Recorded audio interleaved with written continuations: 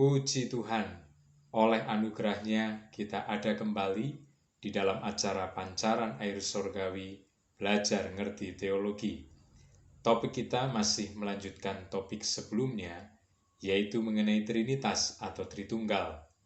Dalam pembahasan kali ini, kita akan membicarakan diskusi-diskusi atau perdebatan-perdebatan, pendapat-pendapat seputar Trinitas. Kita akan berusaha membahasnya dilihat atau ditinjau dari kebenaran firman Tuhan. Trinitas merupakan produk teologi Alkitabiah yang sulit dijelaskan dengan bahasa yang ada, sehingga sulit dipahami secara seragam oleh semua orang yang mempelajarinya. Bahkan tidak sedikit juga yang menolaknya. Kenyataan tersebut mengakibatkan munculnya banyak pandangan, pendapat mengenai Trinitas yang layak untuk dicermati. Dalam kesempatan yang terbatas ini, akan dipaparkan beberapa diskusi seputar Trinitas, disertai dengan argumentasi utama dan juga tanggapan yang berdasarkan firman Tuhan. Pokok bahasan kita adalah yang pertama, diskusi mengenai kata kita dalam kitab Kejadian 1 ayat 26. Yang kedua adalah diskusi mengenai kata ehad dalam Ulangan 6 ayat yang keempat. Lalu dalam pertemuan selanjutnya, kita akan membicarakan diskusi seputar modalistik monarkian. Dan kemudian kita juga akan membicarakan mengenai Unitarianisme. Nah, dalam kesempatan ini kita hanya membahas 2 topik saja, yaitu mengenai kata kita dan kata ehad. Pembicaraan mengenai kata kita dalam Kejadian 1 ayat 26, sedikitnya ada 2 pendapat populer mengenai hal itu. Yang pertama, kata kita di sini menunjuk kepada Allah dan para makhluk surgawi, yaitu para malaikat dalam sidang ilahi. Pendapat yang kedua adalah menunjuk kepada Allah yang jamak dalam kesatuan, yaitu Trinitas. Jadi, kata kita, yaitu kata ganti orang pertama jamak, memperoleh 2 pendapat. Yang pertama adalah menunjuk kepada Allah dan para malaikat, dan yang kedua menunjuk kepada Allah yang jamak dalam kesatuan. Kita mulai dengan pendapat yang pertama, yang mengatakan bahwa kata kita adalah Allah dan para malaikat dalam sidang ilahi. Argumentasi utamanya adalah kata kerja yang dilekatkan pada subjek kita adalah dalam bentuk jamak, yaitu menjadikan, atau dalam bahasa Ibrani adalah naaseh. Kata kerja tersebut berbeda dengan kata kerja berfirman, Vayomer dalam Kejadian 1 ayat yang ketiga yang berbentuk tunggal. Jadi, karena kata kerja yang digunakan berbentuk jamak, maka diambil kesimpulan bahwa Allah sedang bersama-sama dengan para malaikat ketika ia mengucapkan perkataan itu. Jadi ketika Allah hendak menciptakan atau menjadikan manusia, Dia sedang berbicara di hadapan para malaikat dalam sidang ilahi, dan Dia berkata bahwa Dia hendak menjadikan manusia menurut rupa dan gambar kita yang menunjuk kepada Allah dan para malaikat tersebut. Argumentasi yang kedua adalah pendapat mengenai adanya peristiwa sidang ilahi pra penciptaan manusia. Kebersamaan Allah dengan para malaikat ketika hendak menjadikan manusia diistilahkan dengan sidang ilahi, di mana Allah sebagai pemimpin sidang mengumumkan kehendaknya untuk menjadikan manusia. Jadi, oleh orang yang mengajukan pendapat ini, dia mengambil sebuah istilah sidang ilahi untuk pertemuan antara Allah dan para malaikatnya. Kita masuk kepada tanggapan. Yang pertama, pendapat bahwa kata kita adalah Allah dan para malaikatnya yang didasarkan pada kata kerja plural, naaseh itu tadi, masih menjumpai beberapa persoalan antara lain. Yang pertama, bagaimana dengan ayat yang ke-27? Ditegaskan 2 kali bahwa manusia diciptakan menurut gambar Allah dan hanya gambar Allah.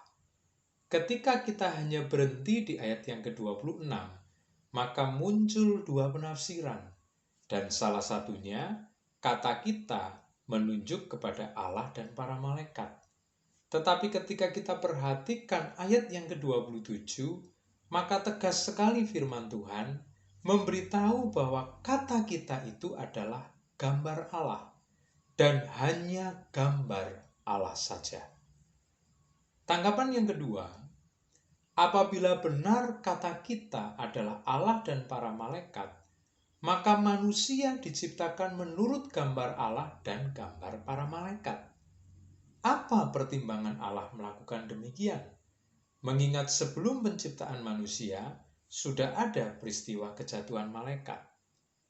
Jadi, bagi kita yang memberikan tanggapan, mengajukan pertanyaan, apa pertimbangan Allah menjadikan manusia serupa dan segambar dengan Allah dan para malaikat?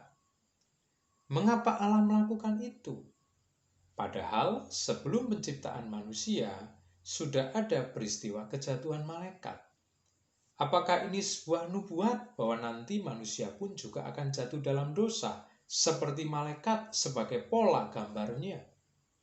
Atau ini merupakan sebuah pengkondisian bahwa manusia pasti jatuh dalam dosa, karena pola utamanya yaitu para malaikat, di antaranya sudah ada yang jatuh dalam dosa.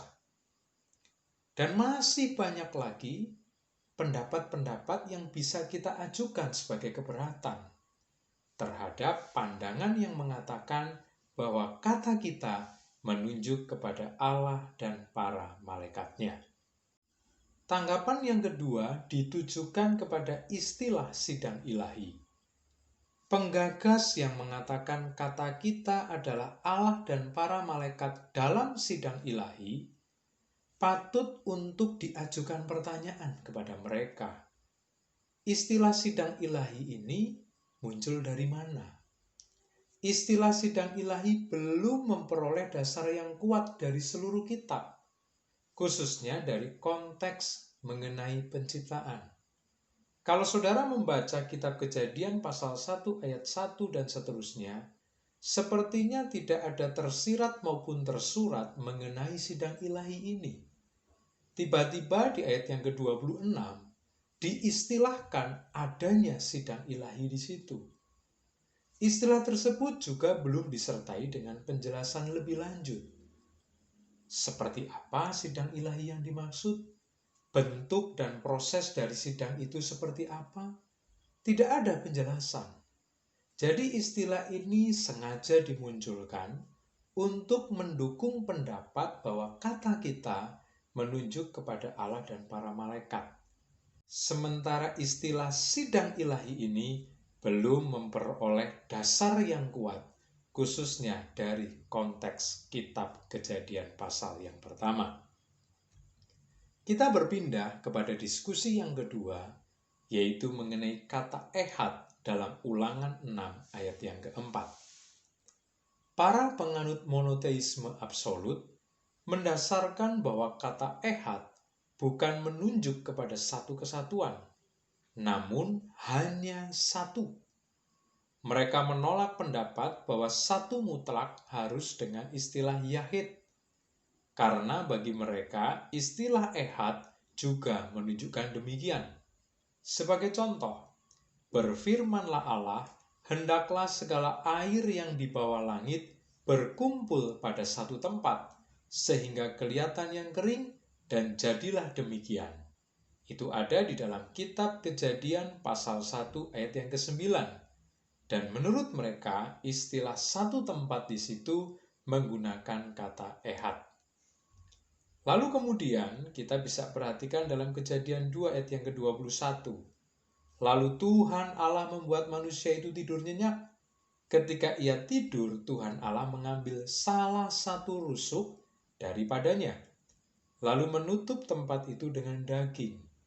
Dan masih banyak argumentasi lainnya yang dibangun oleh mereka, yang mengatakan bahwa istilah ehad tidak selalu menunjukkan satu kesatuan, tetapi juga menunjuk kepada hanya satu mutlak, satu absolut.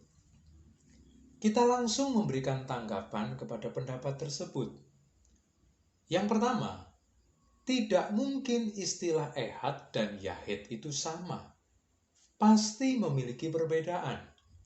Ketika Alkitab menggunakan istilah ehad, dan kemudian di pasal dan kitab lain menggunakan istilah yahid, pasti memiliki intonasi, pasti memiliki penekanan yang berbeda. Karena kalau ternyata keduanya sama, untuk apa ada pemilihan istilah?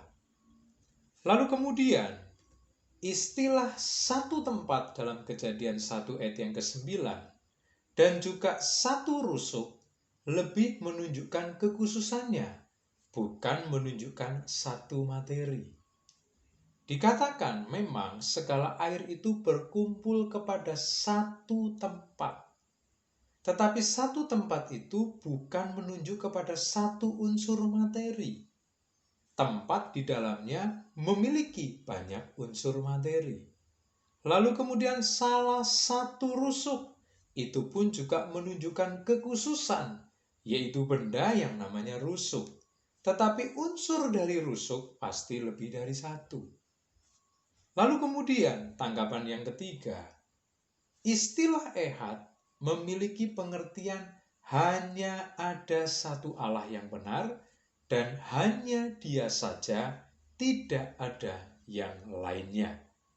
Memang betul saudara, istilah ehad bisa menunjuk kepada satu.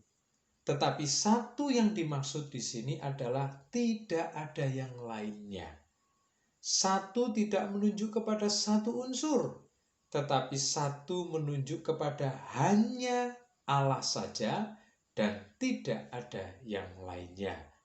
Berarti, ehad tidak bisa dijadikan argumentasi oleh penganut monoteisme mutlak bahwa Allah hanya satu saja.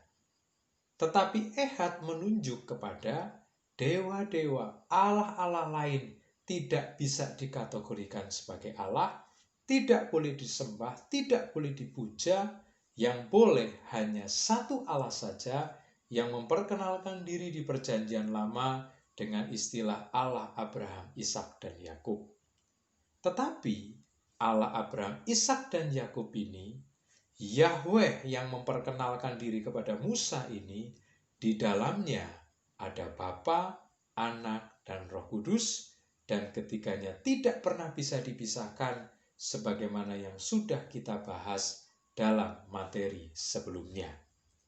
Istilah ehad menunjuk kepada Allah yang satu, namun bukan pada hakikat, melainkan keabsahan sebagai satu-satunya Allah yang benar dan tidak ada yang lainnya. Kalau kita perhatikan konteks munculnya Shema di Gunung Sinai pasca umat Allah keluar dari Mesir, di mana mereka sudah mengenal dewa-dewa Mesir dan hendak memasuki tanah Kanaan yang penuh dengan dewa dan Baal, maka Allah sedang menegaskan bahwa dewa-dewa Baal-Baal yang ada di Mesir dan juga yang akan kalian temui nanti di Kanaan sesungguhnya bukan Allah. Jadi jelas sekali Shema, pengakuan di dalam Ulangan pasal 6 ayat yang keempat bahwa Allah itu esa, Allah itu satu, sedang mengeliminasi Allah-Allah Mesir dan juga Allah-Allah Kanaan. Ketika Yesus mengutip di Markus 12 ayat yang ke-29, ia sedang memberitahu bahwa yang menyampaikan 10 hukum Taurat adalah Allah yang esa itu. Lalu Yesus meringkas menjadi dua, arah vertikal dan arah horizontal. Sebenarnya menunjukkan secara tersirat bahwa Dia adalah Allah yang dimaksud.